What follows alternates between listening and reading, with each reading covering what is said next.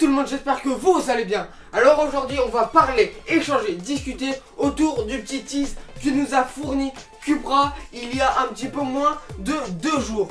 Ce tease, qu'est-ce que c'est? C'est ça.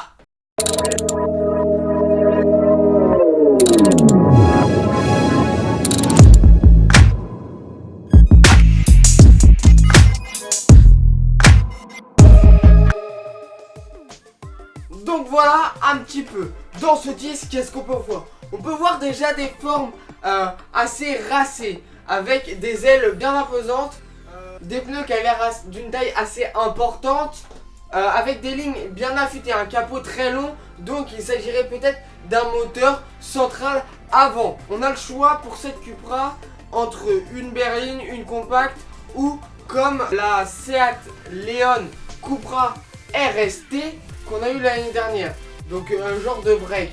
Moi je parie plutôt sur un coupé, voilà, un coupé. Donc moi ça me fait penser un petit peu aux formes directement. Je vois bien quelque chose qui s'inspire entre guillemets de la taille d'une Mercedes C63 AMG, coupé bien sûr.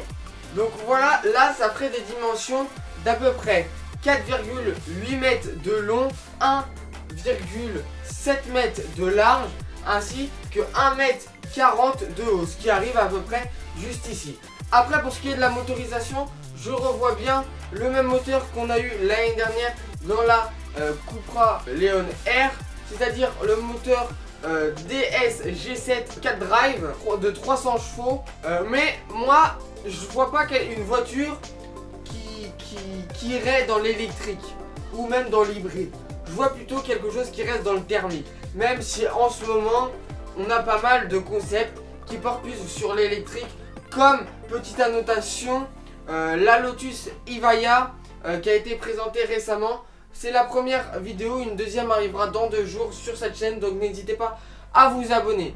Donc là on reprend sur la Seat Cupra, le concept. Moi je vois quelque chose de thermique comme je vous l'ai dit, avec un moteur thermique avec une puissance de 350 chevaux pour ma part. Donc là on a eu l'année dernière le celui de 300. Moi je vois quelque chose de 350 chevaux parce que pour moi c'est un peu la version évoluée. Quand on voit les lignes, ça fait quelque chose d'un peu plus sérieux, de moins enfantin, un truc qui va plus déforer le bitume avec ses lignes acérées comme le museau d'un requin. Donc voilà, moi je vois ça, au lieu d'avoir un 0 à 100 de 4 secondes 9 comme on a eu l'année dernière, je vois plus quelque chose comme 4 secondes 5. Et au lieu d'avoir 250 en VMAX, je vois plutôt quelque chose qui se rapprocherait des 270-280. Donc à voir tout ça. Dites-moi en commentaire quelle motorisation vous pensez qu'il y aura dans cette Cupra.